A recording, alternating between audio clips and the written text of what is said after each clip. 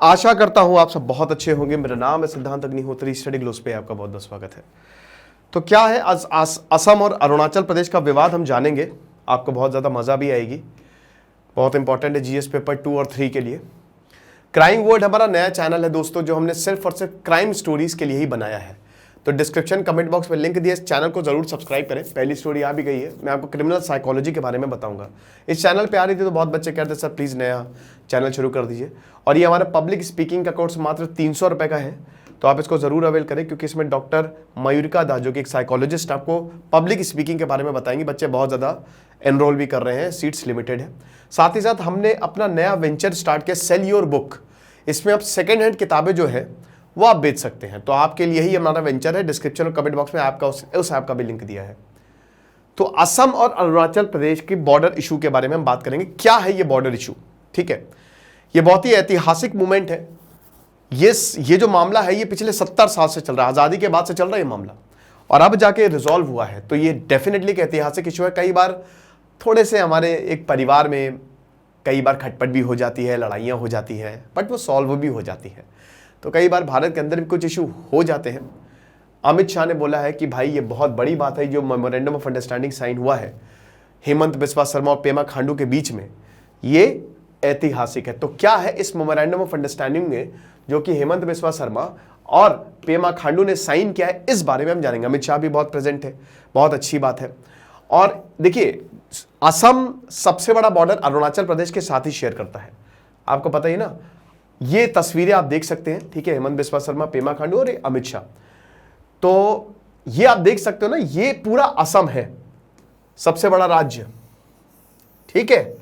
और ये अरुणाचल प्रदेश से लगभग 800 किलोमीटर का बॉर्डर शेयर करता है। 800 किलोमीटर, 12 डिस्ट्रिक्ट जो है इससे लग के गुजरते हैं।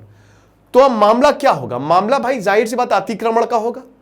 अरुणाचल प्रदेश आसाम के ऊपर यह आरोप लगाता है कि आपने हमारे एरिया छीन लिए। टोटल 123 गांव है, 123 गांव पे विवाद है कि 123 गांव पे आसाम कब्जा करके बैठा हुआ है और ये हिस्सा जो है वो हमारा था। तो ये आप जो अरुणाचल प्रदेश के दिरांग, धेमाजी और जोनोई जिले में, और कई बार अभी आपने देखा किलिंग्स भी हो जाती है ना। कई बार उधर के लोग इधर आते हैं तो प्रॉब्लम भी हो जाती है। और आसाम भी कहता है कि अरुणाचल प्रदेश के बहुत सारे हिस्से जो है वो हमारे पास है। तो ये जो लगभग 1000 किलोमीटर वर्ग का, स्क्वायर फीट का ये बहुत बड़ा जो स्क्वायर फीट कह रहा हूं, 1000 स्क्वायर किलोमीटर का ये जो बहुत बड़ा मैदानी क्षेत्र है, प्लेन एरिया है, उसी पे ही पूरा का पूरा विवाद है। और ये बताती है कि जो हमारी ट्राइब्स हैं, ठीक है ना, जो हमारी ट्राइब्स हैं वो हमारे रीति रिवाजों को फॉलो करती हैं, तो आपने क्यों इनको अपने में मिलाया? 1979 से लेकर अभी तक ये विवाद बहुत ज्यादा गहरा दिया है। हालांकि इस विवाद की जो शुरुआत है वो 1952 में ही हो गई थी। आपको बता दूं कि 1954 में जब सब कमेटी बनाई गई थी, जिसको आसाम के chief minister Gopinath Bardoli lead कर रहे थे, उस समय अरुणाचल प्रदेश को नीफा बोला जाता, नॉर्थ ईस्ट फ्रंटियर एजेंसी, ठीक है। तो तब ये बोला था कि एक काम करते हैं, क्योंकि तब देखिए पूरा नॉर्थ ईस्ट एक ही था, और धीमे धीमे जो है हम सबको पता है कि नॉर्थ ईस्ट में जो एरिया है वो बांटे गए। टोटल बेसिकली 8 राज्य जो है वो बनाए गए, और सबसे आखिरी राज्य वही अरुणाचल प्रदेश ही था 1987 में, 1987 में। तो जब तक अरुणाचल प्रदेश राज्य नहीं बनेगा तब तक उससे एरिया छीना जाएगा। जाहिर सी बात है कि छीना क्या, छीना तो इज अ रॉन्ग वर्ड, कि उस एरिया को मतलब इधर शामिल किया जाएगा। तो अब हुआ क्या कि जब गोपीनाथ बारदोली की ये पहली 1954 में कमेटी बनी, तो उन्होंने रिकमेंडेशंस दिए कि कैसे नीफा का एडमिनिस्ट्रेशन हो। ओके, तब जाके एक प्रॉपर प्लान बनाया गया, और उसमें लगभग 36,048 किलोमीटर का जो एरिया था, प्लेन एरिया ऑफ बालीपारा दिया, वो आसाम को दे दिया। अब ये एरिया था, ये था अरुणाचल प्रदेश का। तो ये वाला एरिया लगभग 3,500 किलोमीटर का, ये आपको यहां पे हम ये देखते हैं कि ये आसाम को दे दिया। और उस समय दरांग और ये इसको लखीमपुर डिस्ट्रिक्ट जो है वो बोला जाता था, और इसी में तब से विवाद जो चल रहा है।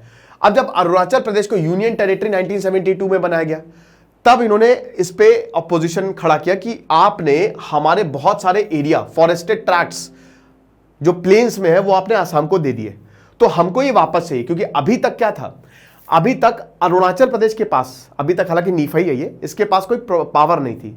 लेकिन जैसे ही इनको यूनियन टेरिटरी बनाया गया, तुरंत इन्होंने बोलना चालू किया कि हमारे एरिया हमको वापस दो, क्योंकि ये डिसीजन हमसे तो पूछ के लिया नहीं गया था। अब उसके बाद और एरिया इनको मतलब देना था, समझ रहे हो, ये और एरिया। लेकिन फिर आसाम ने मना, ये अरुणाचल प्रदेश ने मना कर दिया कि अब और एरिया हम बिल्कुल भी आसाम को नहीं देने वाले।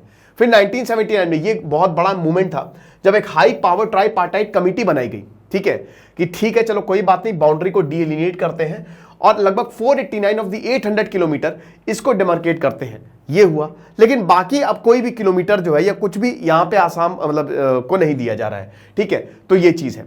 अब उसके बाद फिर कोर्ट ने ये बोला कि बस बहुत हो गया है, क्योंकि मामला तब से चलता ही रहा। 2006 में कमीशन बनाओ, एक लोकल कमीशन बनाओ और इस इशू को पीसफुली रिजॉल्व करो।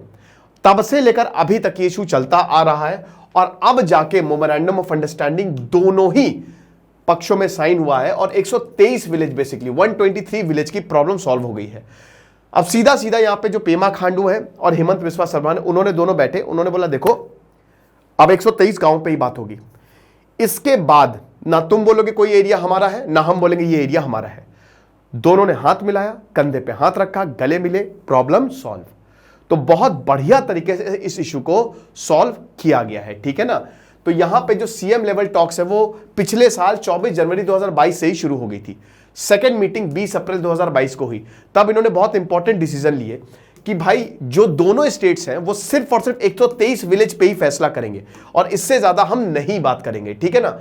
बाउंड्री लाइन यहां पे पूरी डीलिनेट की जाएगी और उसके बाद फिर 12 रीजनल कमिटीज बनाई जाएंगी, क्योंकि बहुत बड़ा है ना भाई, 123 विलेज काफी बड़ा हो गया, 800 किलोमीटर का पूरा ट्रैक्ट है ये। तो 12 रीजनल कमिटी बनाई जाएंगी जिसमें अरुणाचल प्रदेश के 12 डिस्ट्रिक्ट्स होंगे, हर एक डिस्ट्रिक्ट के लिए एक कमिटी होगी, ठीक है। और इसमें 8 counter part district of Assam भी होंगे, ताकि आसाम की तरफ से और अरुणाचल प्रदेश की तरफ से दोनों ही जाके इन 123 विलेजेस का मुआयना कर सके। मतलब कल को कोई ये ना बोले कि ये गांव है जबरदस्ती आपको दे दिया गया, समझ रहे हैं ना आप, कि मतलब जैसे आप आसाम की तरफ से भी आप आइए, हम अपनी भी कमिटी भेजते हैं, दोनों आराम से बढ़िया से मिलजुल के इस प्रॉब्लम को सॉल्व करेंगे, ठीक है। अब देखते हैं कि क्या इशू पूरा का पूरा रिजॉल्व हो गया है। हां बिल्कुल, इशू पूरा का पूरा रिजॉल्व हो गया है। देखते हैं कि अब क्या क्या लिखा है मेमोरेंडम ऑफ अंडरस्टैंडिंग में। इसमें 123 विलेजेस में 71 विलेजेस के तो डायरेक्ट फैसला आ गया है, ठीक है, कि ये बहुत बढ़िया तरीके से इस पे इन्होंने मेमोरेंडम ऑफ अंडरस्टैंडिंग साइन किया कि जो 1 विलेज अरुणाचल प्रदेश वो आसाम में जाएगा, 10 विलेज आसाम में है वो भी आसाम में रहेंगे, 60 विलेज आसाम में वो अरुणाचल प्रदेश में आएंगे, यानी कि टोटल 71 हो गए। 11 विलेज, 71 में से 11 विलेज जो है वो आसाम में रहेंगे और 60 विलेज जो है वो अरुणाचल प्रदेश में जाएंगे। बहुत अच्छी बात है। अच्छा, बाकी के 49 विलेजेस का क्या हुआ? बाकी के जो 49 विलेजेस हैं उनमें धीमे धीमे हम फैसला करते रहेंगे बातचीत के थ्रू, ठीक है ना। इनपे हम जल्दबाजी नहीं करेंगे क्योंकि अभी तक हमको इन पे बहुत ज्यादा क्लैरिटी नहीं मिली है। 6 महीने का यहाँ पे कमिटीज को वक्त दिया है कि 6 महीने के अंदर अंदर आप इनको भी निपटा दो। अब इसमें बाकी जो 3 विलेजेस हैं वो इंडियन एयरफोर्स के बॉम्बिंग एरिया डोलोंग में लोकेटेड है। अब इसमें जो फैसला होगा वह अरुणाचल प्रदेश और सरकार, भारत सरकार और इंडियन एयरफोर्स मिलकर इस पे फैसला करेंगी, समझ रहे हो। तो ये पूरा का पूरा मेमोरेंडम ऑफ अंडरस्टैंडिंग में लिखा गया और इसमें सबसे बड़ी बात यह कि आप कोई नया क्लेम नहीं होगा, बस ये 123 गांव पे ही फैसला होगा। तो ऐतिहासिक डिसीजन है ये। इस तरीके के अगर फैसले हो जाए तो बहुत अच्छा है।